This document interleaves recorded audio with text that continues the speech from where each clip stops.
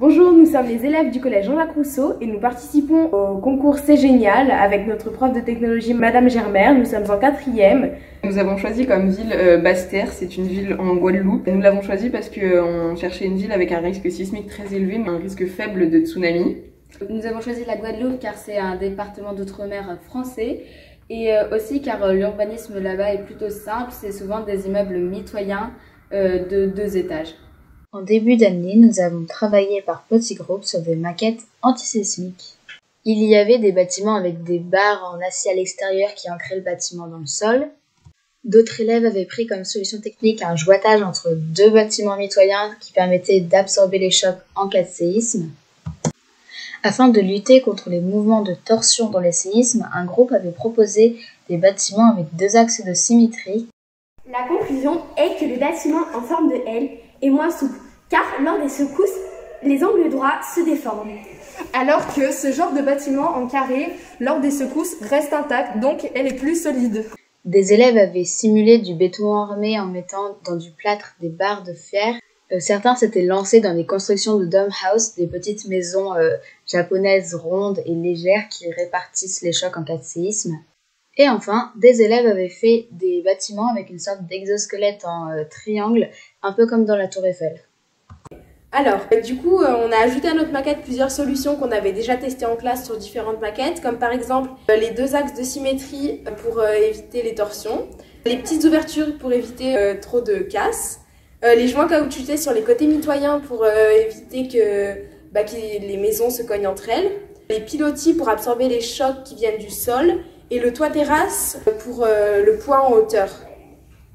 Nous avons aussi rencontré un architecte pour nous aider dans notre projet, il s'appelle Monsieur Brindisi, il nous a aidé dans le choix des matériaux et comment construire notre projet. Les matériaux qu'il fallait utiliser qui étaient résistants au séisme. Conseiller des matériaux écologiques, peu chers et qui sont durables et qui rentrent dans le budget des habitants de cette ville. C'est pourquoi la maison coûte 2 fois plus qu'une maison non antisismique et avec des matériaux normaux. Le bâtiment est constitué d'une armature en métal car c'est un matériau ductile, du coup plutôt souple. Il est fait avec des vis, des rondelles, des écrous et aussi des soudures pour bien l'ancrer au sol. Par-dessus, nous avons ajouté une couche de bardage en médium fixée avec des attaches parisiennes. Et si c'était dans la vraie vie, ça serait avec des rivets, un peu comme sur la Tour Eiffel. Et nous avons mis à chaque extrémité des planches de bois 2 attaches afin qu'il y ait une mobilité en cas de séisme, plus un collage de bandes de liège pour les bâtiments mitoyens pour amortir les chocs. Et il y a aussi entre les deux une couche de bois supplémentaire pour l'isolation du bâtiment. Toutes les planches de bois sont fixées avec 2 points afin de permettre le mouvement. Ça aussi permet qu'il n'y ait pas de rupture. Le bois, c'est un matériau qui ne nécessite pas d'entretien car s'il est aéré. Et on pourrait mettre un toit terrasse. Voilà. Les étapes de notre construction sont les suivantes. Nous avons d'abord constitué une armature en métal en pliant et avec des écrous et des vis pour le bâtiment. Par-dessus, nous avons fixé le bardage en médium. Après, nous avons ajouté une 2e couche, mais dans le sens opposé, perpendiculairement, avec des attaches parisiennes pour conserver la mobilité. Et enfin, le joint en liège.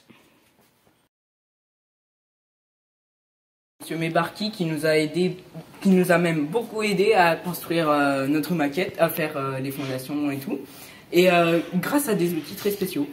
Nous avons aussi rencontré un architecte pour nous aider dans notre projet, il s'appelle Monsieur Brindisi, il nous a aidé dans le choix des matériaux. Nous avons aussi fait des tests avec Madame Trochery qui est venue avec une table d'essai pour que l'on puisse tester notre maquette. Et donc nous avons fixé la maquette à la table d'essai, nous avons fait avec plusieurs vitesses pendant 1 minute à chaque fois et nous avons observé les résultats. Madame Trochery venait de la Doua. Je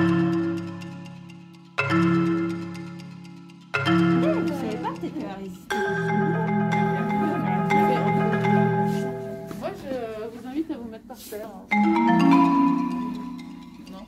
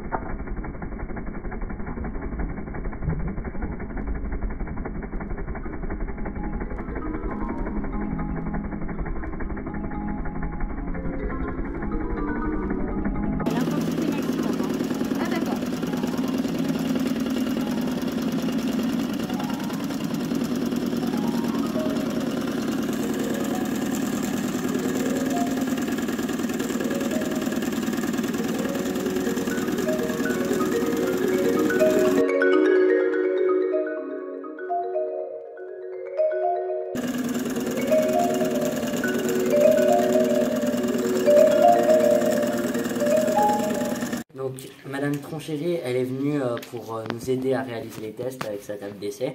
On a d'abord fait une simulation à basse tension, petit, puis à moyenne tension, puis à grosse tension, et on a constaté que notre maquette avait très bien résisté au séisme. Notre maquette a très bien résisté à tous les tests que nous avons pu lui faire et les matériaux ont très bien résisté. Elle pourra donc être réalisée à taille réelle.